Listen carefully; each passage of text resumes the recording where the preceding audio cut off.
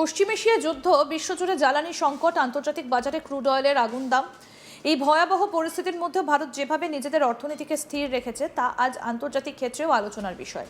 হ্যাঁ, পেট্রোল ডিজেলের দাম কিছুটা বেড়েছে, সাধারণ মানুষের ওপর চাপও পড়ছে, কিন্তু গোটা বিশ্বের বর্তমান পরিস্থিতির সঙ্গে ভারতের পরিস্থিতি তুলনা করলে স্পষ্ট হয়ে যায় এই সংকটের মাঝেও ভারত অনেক বেশি নিরাপদ, অনেক বেশি নিয়ন্ত্রিত অবস্থায় রয়েছে। আর এই নিয়ন্ত্রণ সম্ভব হয়েছে প্রধানমন্ত্রী নরেন্দ্র মোদীর নেতৃত্বে এক সুপরিকল্পিত জ্বালানি নীতি, শক্তিশালী কূটনীতি এবং দীর্ঘমেয়াদী অর্থনৈতিক পরিকল্পনার কারণে। মাত্র 4 দিনের ব্যবধানে ফের জ্বালানির দাম বৃদ্ধি পেয়েছে। পেট্রোল ও ডিজেল উভয়ের ক্ষেত্রেই প্রতি লিটারে প্রায় 90 পয়সা করে বৃদ্ধি হয়েছে। এর আগে গত শুক্রবারই 3 টাকা দাম বাড়ানো হয়েছিল, ফলে স্বাভাবিকভাবেই সাধারণ মানুষের মধ্যে উদ্বেগ তৈরি হয়েছে।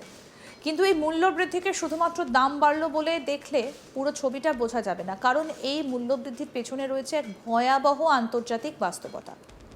বর্তমানে পশ্চিম এশিয়া যুদ্ধ পরিস্থিতি কার্যত পুরো বিশ্বের জ্বালানি সরবরাহ ব্যবস্থাকে নাড়িয়ে দিয়েছে। মধ্যপ্রাচ্যের বহু গুরুত্বপূর্ণ তেল উৎপাদনকারী অঞ্চল অস্থির হয়ে উঠেছে, ফলে আন্তর্জাতিক বাজারে অপরিশোধিত তেলের দাম হু হু করে বাড়ছে। ব্রেন্ট ক্রুড ইতিমধ্যে ব্যারেল প্রতি $100 ছাড়িয়ে গেছে। এর সঙ্গে যোগ হয়েছে ডলারের বিপরীতে ভারতীয় টাকার দুর্বল হওয়া। বর্তমানে $1 মূল্য প্রায় 96 টাকার কাছাকাছি পৌঁছে যাওয়ায় বিদেশ থেকে তেল আমদানির খরচ অনেকটা বেড়ে গেছে। ভারতের বাস্তবতা হলো, দেশের জ্বালানির চাহিদার একটা বড় অংশ বিদেশ থেকে আমদানি করতে হয়, ফলে আন্তর্জাতিক বাজারের সামান্য ওঠানামাও ভারতের ওপর সরাসরি প্রভাব ফেলে।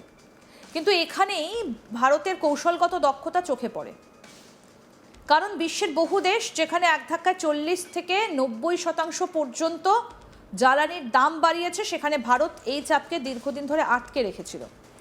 আসলে পশ্চিম এশিয়ায় সংঘাত শুরু হবার পর টানা 76 দিন ধরে ভারতের রাষ্ট্রায়ত্ত তেল সংস্থাগুলো আন্তর্জাতিক বাজারের বাড়তি দাম নিজেদের কাঁধেই বহন করেছে।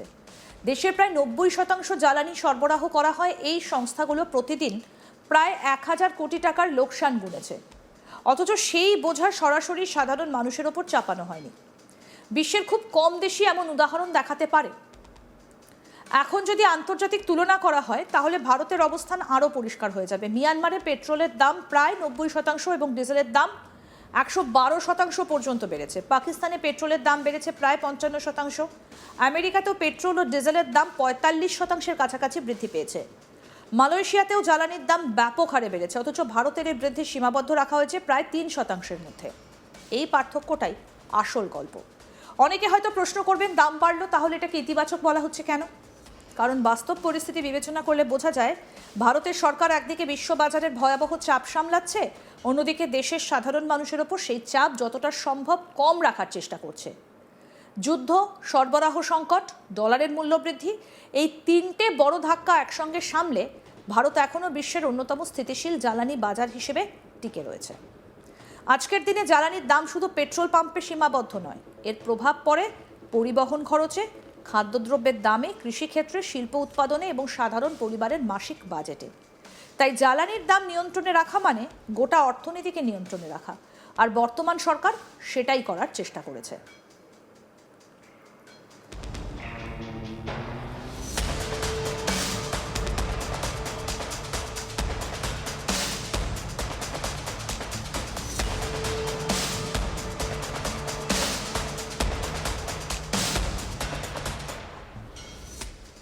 প্রধানমন্ত্রী নরেন্দ্র মোদীর সরকার শুরু থেকে জ্বালানি নিরাপত্তাকে কৌশলগত বিষয় হিসেবে দেখেছে। শুধুমাত্র 1 বা 2 দেশের উপর নির্ভর না থেকে ভারতের তেল আমদানির উৎসে বৈচিত্র্য এসেছে। রাশিয়া, মধ্যপ্রাচ্য, আফ্রিকা, বিভিন্ন জায়গা থেকে তেল আমদানির মাধ্যমে সরবরাহ বজায় রাখার চেষ্টা করা হয়েছে। এর ফলে আন্তর্জাতিক চাপ কিছুটা হলেও সামাল দেওয়া সম্ভব হয়েছে। এছাড়া ভারতের পররাষ্ট্রনীতিও এই সংকটে বড় ভূমিকা নিয়েছে। বর্তমানে বিশ্ব রাজনীতিতে ভারত এমন একটা অবস্থানে পৌঁছেছে যেখানে আমেরিকা, রাশিয়া, মধ্যপ্রাচ্যের দেশগুলো সব পক্ষের সঙ্গে ভারসাম্যপূর্ণ সম্পর্ক বজায় রাখা সম্ভব হয়েছে। এই কূটনৈতিক ভারসাম্যের ফলে ভারত তুলনামূলক কম ক্ষতিগ্রস্ত হয়েছে। যখন গোটা বিশ্ব জ্বালানি নিয়ে হাহাকার করছে, তখন ভারত এখনও স্বাভাবিক সরবরাহ বজায় রাখতে পেরেছে। পেট্রোল পাম্পে লাইন পড়ে যাচ্ছে না, জ্বালানির ঘাটতি তৈরি হয়নি, পরিবহন ব্যবস্থা ভেঙে পড়েনি। এটাও কম বড় সাফল্য নয়। অনেকেই অতীতের সঙ্গে বর্তমানের তুলনা করছেন। কংগ্রেস নেতৃত্বাধীন ইউপিএ সরকারের সময় কোনো বড় বৈশ্বিক যুদ্ধ পরিস্থিতি ছাড়াই মাত্র কয়েক বছরের মধ্যে পেট্রোলের দাম প্রায় 25 টাকা পর্যন্ত বেড়েছিল। 2004 সালে যেখানে পেট্রোলের দাম ছিল প্রায় ৩৬ টাকা, তা 2014 সালে পৌঁছেছিল ৭১ টাকায়। ডিজেলের দামও 23 টাকা থেকে বেড়ে হয়েছিল প্রায় ৫৭ টাকা, অর্থাৎ এক দশকে বিপুল মূল্য বৃদ্ধি হয়েছিল।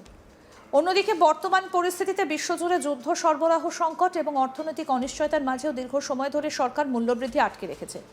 এই বাস্তবতা অস্বীকার করা কঠিন। দিল্লিতে বর্তমানে পেট্রোলের দাম প্রায় ৯৮ টাকা ৬৪ পয়সা, ডিজেল ৯১ টাকা ৫৮ পয়সা। কলকাতায় পেট্রোলের দাম ১০৯ টাকার কাছাকাছি পৌঁছেছে। স্বাভাবিকভাবে এটা মানুষের জন্য চাপের, কিন্তু যদি বিশ্ববাজারের প্রকৃত পরিস্থিতি বিবেচনা করা হয় তাহলে বোঝা যাবে ভারত আসলে তুলনামূলক অনেকটাই সুরক্ষিত রয়েছে।